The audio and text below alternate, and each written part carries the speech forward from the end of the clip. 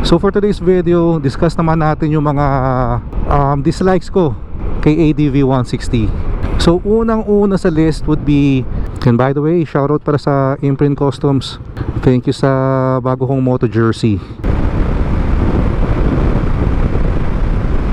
First time natin nag 100 Pinili talaga natin mag-isip ng 5. Pero sana nakatulong to doon sa mga nagpaplanong bumili ng ADV 160.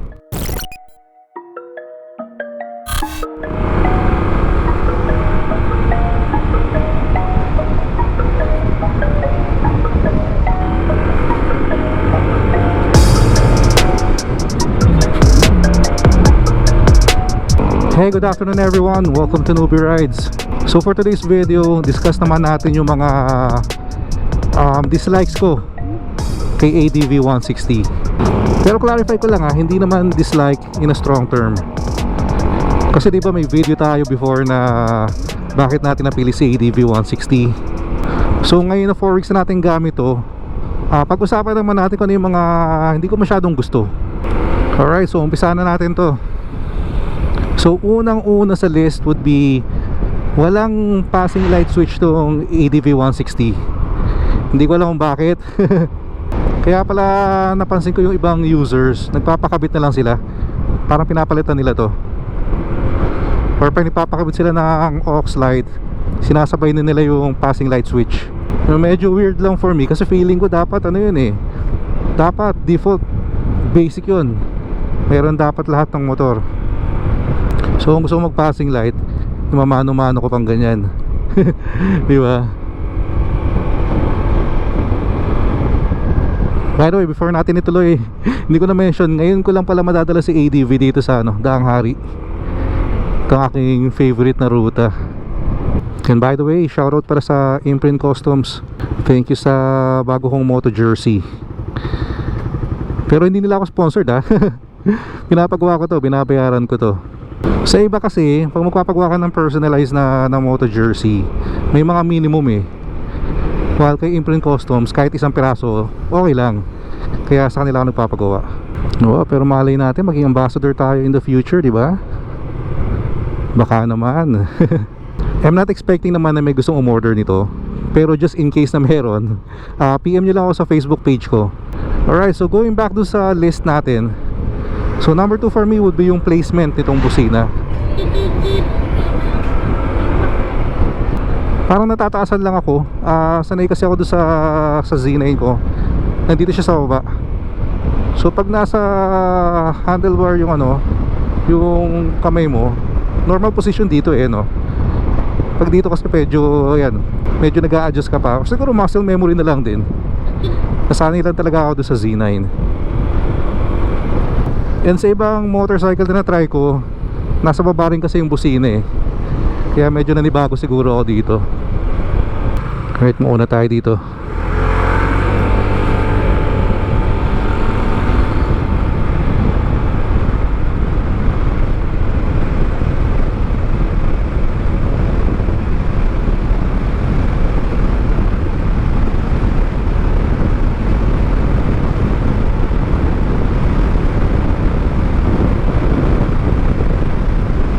First time natin nag 100 Pero medyo nabagalan ako sa akyat Or hindi mo rin talaga pwede ikumpara sa big bike.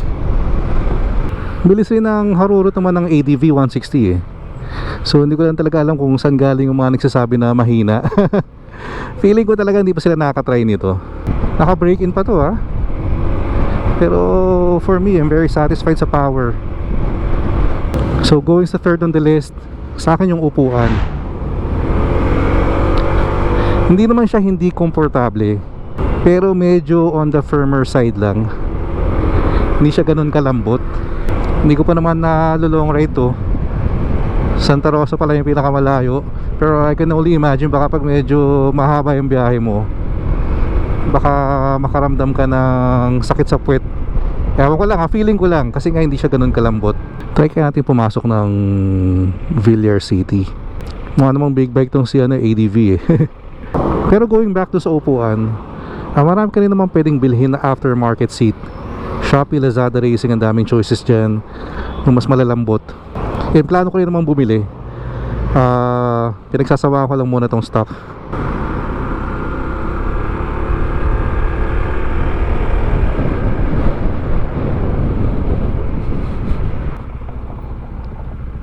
May bantay yata eh.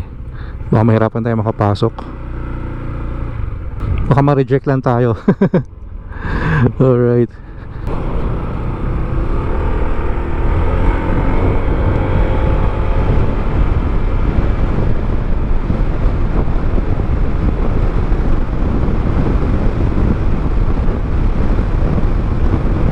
Pansin ko lang din pag mabilis ka na, medyo wala rin palang tulong masyado tong windshield.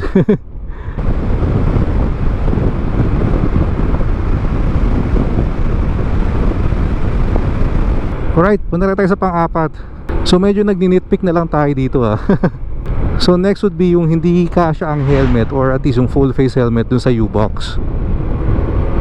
Pero hindi naman siya deal breaker, kasi sa current market natin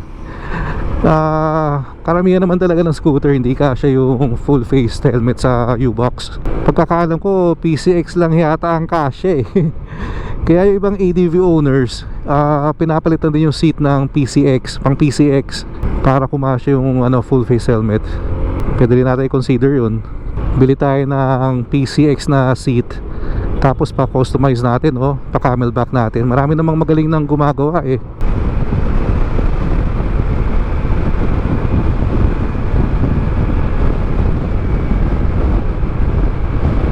Napaka-nimble itong itong ADV. Magugulat kayo pag na-drive nyo eh. Sobrang gaan dalhin. Perfect na perfect to for beginners, pero sa mga seasoned rider may enjoy pa rin to sobra. Shoutout din pala kay Quadlock for our white lever. Kompleto tayo ng kulay nito eh. Ang bagay din yung white, para contrast sa black. So pinipilit lang natin mag-isip ng mga dislikes eh. Pero hindi, seryoso. Ito siguro last for me, pang 5, yung gulong. And hindi pangit yung gulong. For some, baka deciding factor pa nila kung ba't sila mag-ADV yung dual sport na tires. Karamihan din kasi na nakikita kong gumagamit ng ADV talagang for adventure. Ako lang siguro yung medyo selected few na hindi masyadong mahilig sa adventure. Mainly city riding sa atin tong ADV. Kaya plano ko rin magpalit ng gulong na mas bagay, mas appropriate sa city riding. Kino-consider ko yung Pirelli Angel scooter. So again, itong huling to is just a matter of preference. For me, pwedeng dislike ko, pero sa iba, pwedeng ito yung gusto naman nila dito sa ADV. Pero so far, sa 100 plus kilometers, goods naman yung gulong. Lalo na nung na-adjust ko na sa tamang tire pressure. Kasi nung first few weeks na gamit ko, hindi ko chine-check yung tire pressure. Napakatigas pala. Nasa 45. Kaya pala back then, may mga times na parang nafe-feel kong dumudulas doon sa mga white line na ganyan. Ganun ba naman katigas 45. So nabasa ko na sa mga kasa or dealers, overinflate talaga nila. Kasi of course, understandable nga naman kung matenga ng matagal yung motor, para kahit lumambot, hindi ma-deform. Kaya pag may bagong labas kayong motor, I strongly suggest i-check nyo kagad yung tire pressure. So yun lang naman. Pinili talaga natin mag-isip ng 5. Pero sana nakatulong to doon sa mga nagpaplanong bumili ng ADV 160.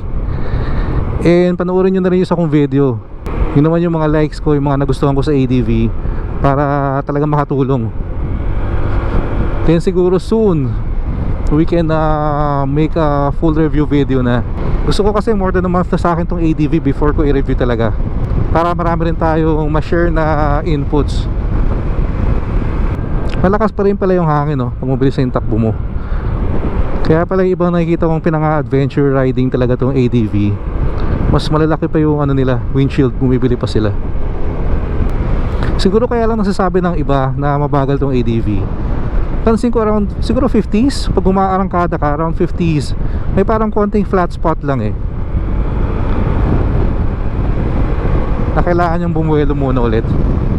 Mas gusto ko tong setup ng ADV sa preference ko, more on arangkada Pero feeling ko kung top speed ang pag-uusapan, sasabay naman to, kaso nga lang baka mas matagal mong marating yung top speed. Ang ganda naman yata sa scooter talaga, parang you can't have it all. Kung malakas arangkada, magsasuffer yung dulo, and vice versa. Kaya doon sa minsan nagpapatono, tatanungin anong gusto mo, arangkada gitna ba or gitna dulo. And ako, mas preferred ko yung arangkada hanggang gitna. Hindi mo madadala sa highway to eh. Kaya hindi ako masyadong concerned sa top speed. Matigil ka lang talaga sa stoplight, pawis ka agad aabutin mo eh sa init. So kung nagugustuhan nyo naman tong content natin guys, again favor na rin, please click the subscribe button below and like and share the video. Maraming salamat. Parang gusto ko mag ice cream sa init ng panahon. Nagkikrave tuloy tayo ng yaw-yaw ngayon eh. So kaway-kaway doon sa mga adik sa yaw-yaw dyan. Meron sa Festi, kaso naaalangan ako mag-park eh. Pag Z9 kasi yung dala ko, nakaka-park naman ako doon sa pangkotse. Pwede naman yon for big bikes. Pero ngayong scooter na yung dala natin, alam niyo naman yung parking ng mga scooter, di ba? Sa mall, sobrang dikit-dikit, sobrang skip. So medyo nakakapraning lang. Grabe tong ADV, sobrang relax talagang dalhin. Parang for me, ito yung perfect bike for city riding. Tapos pag natripan mong dalhin sa malayo, you know, adventure ride, off-road, pwedeng pwede pa rin. Alright, so quick video lang tayo today. Quick kwentuhan lang. Pero maraming salamat sa mga nag-join sa atin today. Kita-kits tayo sa next one. Ingat kayo lahat palagi. Always ride safe. Peace out.